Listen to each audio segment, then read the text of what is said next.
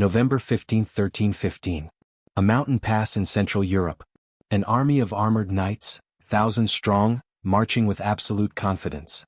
Within hours they would be drowning in a lake, crushed under falling rocks, dragged from their horses by farmers who weren't supposed to stand a chance.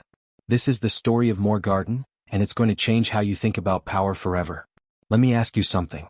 When you think of medieval warfare, what comes to mind? Knights in shining armor, right? Massive war horses. Swords gleaming in the sunlight. Banners flying. An unstoppable force that crushes everything in its path. Now imagine all of that, completely destroyed. Not by another army of knights. Not by some legendary general. But by ordinary people who knew one simple truth. The strongest army in the world is useless if you can put it in the right place at the right time. That's Morgarten. But before we get to the battle itself, we need to understand something crucial. This wasn't just about one fight. This was about control. About freedom.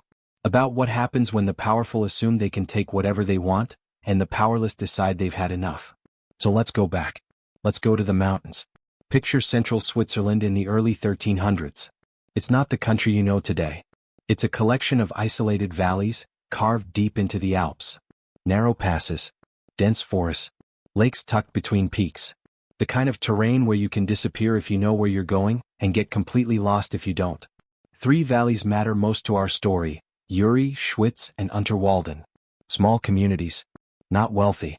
Not powerful. But they have something valuable. Location. See, these valleys sit on the routes that cross the Alps. Trade routes. Military routes. If you want to move goods, armies, or money through the mountains, you have to pass through their territory. Control those roads and you control commerce. Control the courts and you control people's lives for generations. For a long time, these communities governed themselves. They chose their own judges. They regulated their own tolls. They answered directly to the Holy Roman Emperor, not to local nobles. That independence? That was everything to them. But nearby there was a problem. A powerful noble family that didn't like the way things were arranged. The House of Habsburg. Now, the Habsburgs controlled massive territories across what we now call Austria and beyond. They were wealthy, connected, militarily respected. And from their perspective, the situation in the mountains was unacceptable. Think about it from their angle. Here are these valleys sitting right in the middle of Habsburg influence, but outside Habsburg control. They don't pay taxes to the Habsburgs. They don't answer to Habsburg courts. They don't ask permission for anything. To the Habsburgs, that was chaos. That was a crack in the system. And cracks needed to be sealed. So they started applying pressure. Not with armies at first. With bureaucracy. They sent officials into the valleys. Started challenging local court decisions. Questioned land ownership. Demanded explanations for old privileges that had existed for generations. Each step seemed small. Each step seemed legal. But each step stripped away a piece of independence. To the Habsburgs, this was administration. To the valleys, it felt like occupation. Tension built. Year after year. Until finally, a dispute broke out involving Schwyz and a powerful religious institution called the Abbey of Einsiedeln. On the surface it was about land. In reality it was about authority. About who had the right to make decisions. And that dispute gave the Habsburgs exactly what they needed. An excuse. They declared the mountain communities lawless. Disobedient. A threat to order and stability. And with that declaration, military force became justified. The man chosen to lead that force was Duke Leopold I of Austria. Leopold didn't prepare for negotiation. He prepared for intimidation. He gathered an army designed to make people surrender before a single sword was drawn. Armored knights in full gear. War horses. Support troops. Banners that stretched down the road like a river of color and steel. This was a force built to look unstoppable. A force meant to remind everyone watching, we are the power here. Submit or be crushed. Leopold's plan was direct. March into the valleys. Show overwhelming strength. Break resistance before it forms. He didn't expect a battle. He expected people to open their gates and bow their heads. But the valleys understood something Leopold didn't. If the Habsburgs imposed control, everything ended. Their judges? Replaced. Their land decisions? Taken away. Their communities? Reduced to subjects. This wasn't about politics. This was about survival. So Uri, Schwyz, and Unterwalden didn't prepare for negotiation either. They prepared for war. But not the kind of war Leopold expected. The preparation. The defenders knew they couldn't win a conventional fight. They couldn't match armor with armor. They couldn't meet knights on open ground. They'd be slaughtered in minutes. So they did something smarter. They chose the battlefield. Local commanders, men who'd lived their entire lives in these mountains, walked the routes Leopold's army would take. They studied where the roads narrowed, where horses lost their footing, where a column of soldiers would be forced to compress into a tight, vulnerable line. And they found the perfect spot. A narrow stretch of road along Lake Agery. On one side water. On the other steep slopes. No room to spread out. No room to maneuver. Once you entered that passage you were committed. That's where they set the trap. They divided their forces into precise roles. At the highest points, strong men positioned heavy rocks and logs. Their job? Wait for the signal, then let gravity do the work. Below them, fighters armed with halberds, spears, and hooks took position. They weren't there to charge like knights. They were there to pull riders down, to stop movement, to keep fallen men from getting back up. Further along the slope, reserve groups waited to seal escape routes once the attack began. Everyone knew their role. Everyone knew when to move. And most importantly, everyone knew when to wait. Timing was everything. Let the army enter the narrow stretch. Let the front move ahead. Let the center compress under its own weight. Only when the column was fully committed, when turning back was as dangerous as moving forward, would they strike. And then they waited. The march. At first light, the Habsburg army began to move. It was a massive force.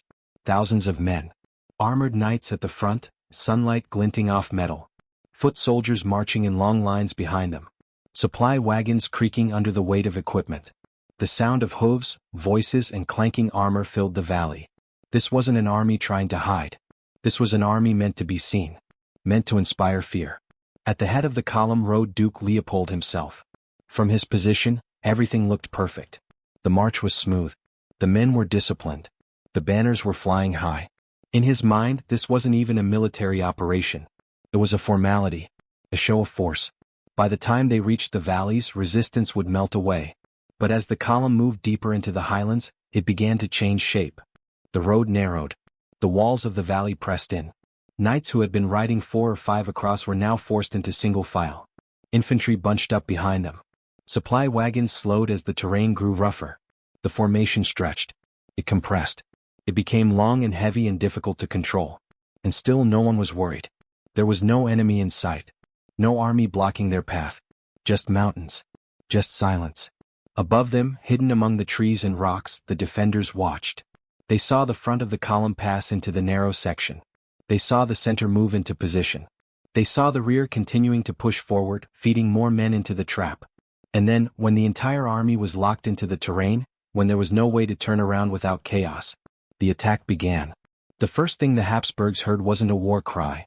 It wasn't the clash of swords. It was the sound of rocks falling. Massive stones, loosened from the slopes above, came crashing down. They didn't fall gently. They bounced. They shattered. They slammed into the road with enough force to kill horses instantly. One rock hit the lead group. A warhorse collapsed sideways, its legs shattered. Its body blocked the entire road. The column stopped. But the men at the back didn't know that. They kept marching forward, following the rhythm they'd been keeping all morning. Within seconds, the center of the column compressed violently. Men slammed into each other. Horses reared in confusion. Shouts rose. Not commands. Questions. Panic. And then the second wave hit. Heavy logs, positioned on the slopes, were released. They rolled down, picking up speed as they went. They smashed into shields. Knocked men off balance. Sent horses into a frenzy. One horse fell. Then another. Then another. The road became a chaos of bodies, metal, and screaming. And that's when the defenders moved in. They didn't charge wildly. They descended in small, coordinated groups. Their targets were specific. Horses first. Legs, not armor. They used hooks to pull riders sideways. They used halberds to drag knights from their saddles. A knight in full armor hitting the ground?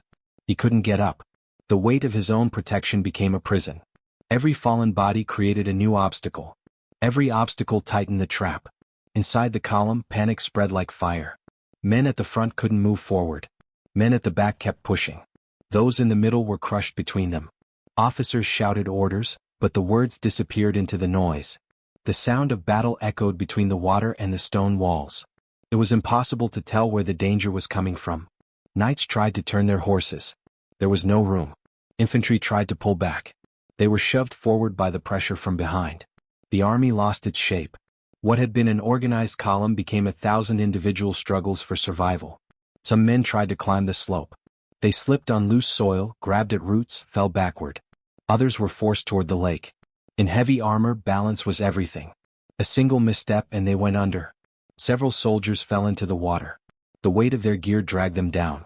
They didn't surface. Now the panic became total. Men threw down shields, cut loose weapons. Anything that might slow them was abandoned. This wasn't retreat. This was terror. And the defenders didn't chase. They stayed close. They kept pressure on the trapped sections. They didn't need to slaughter. They just needed to maintain the collapse. By the time Duke Leopold understood what was happening, it was already over. This wasn't a skirmish. This wasn't a surprise raid. This was a coordinated ambush designed to destroy his army's ability to function. And it worked. The fighting didn't last long. Within hours it was over. What remained of the Habsburg army scattered along the road in broken groups. Some were still trying to fight. Most were just trying to escape. The narrow passage offered no clear way out. Forward was blocked. The slope was too steep. The lake was deadly. Men moved without orders, shoving past each other, scrambling over bodies. Armor was abandoned. Weapons were left in the dirt. Anything heavy was dropped. Officers tried to rally their men, but there was no space to regroup. No ground to form ranks. Fear moved faster than authority. Near the front, Duke Leopold made the only decision he could. Withdraw. Not because it was strategic. Because staying meant annihilation.